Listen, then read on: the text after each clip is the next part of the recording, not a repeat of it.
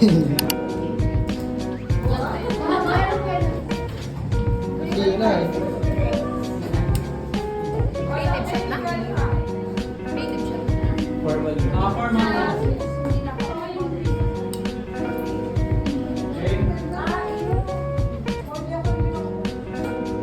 Hindi mo naman ako pinigtuhan.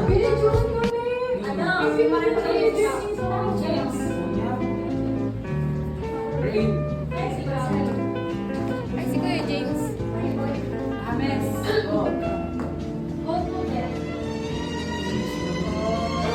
Alam mo naman si Lizette. Ilang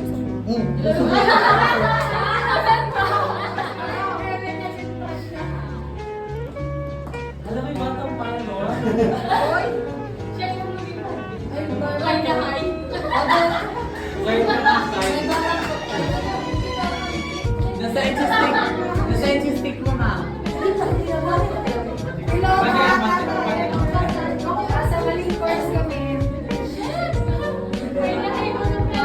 Kala mo walang Bayora. Bayora din. Where's the sun? Ayun ka mo. Hi guys! Today we will be having a guess it. We will be having a proper grooming day. It is a type of workshop wherein we're going to learn how to properly present ourselves in terms of our physical appearance. Yeah. This is what I'm wearing. I'm wearing stockings. And I'm wearing our newest uniform, but with only the inner. Yeah. I just finished preparing. And I'm just waiting. Hindi pala ako masyado nakapag-ayos kasi nga, doon kayo mag-makeup. And this is all natural. Wala pa akong nalalagay. So come with me. Tingnan nyo kung paano mag-groom. So tingnan nyo guys. And I want you to see it.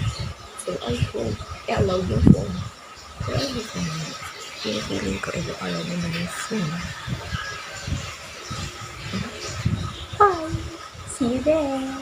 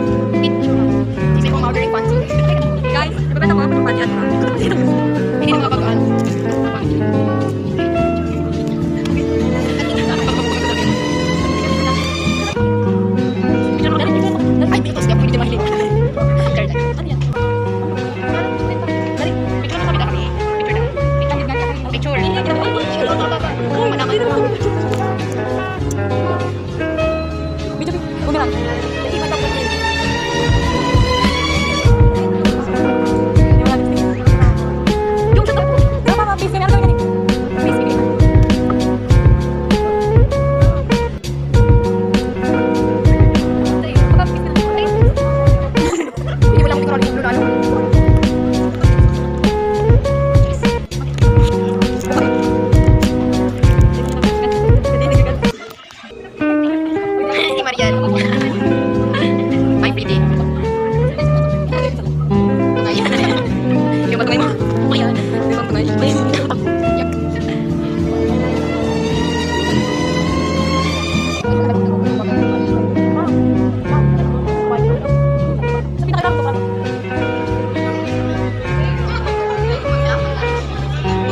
Feeling mo.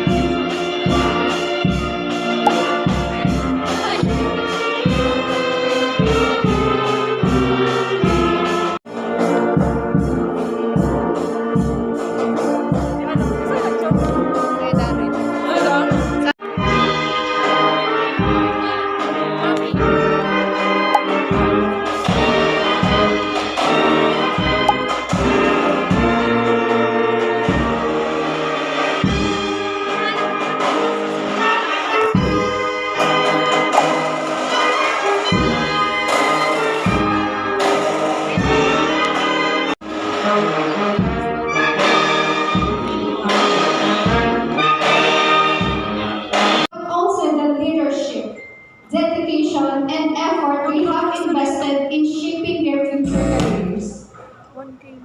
As they are pinned, these students solidify their commitment to continuous growth, excellence, and service in the tourism industry, embodying the qualities of resilience, professionalism, and lifelong passion for learning.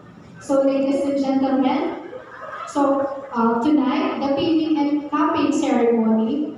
So that is the main purpose of this event. Thank you very much, and once again, good evening.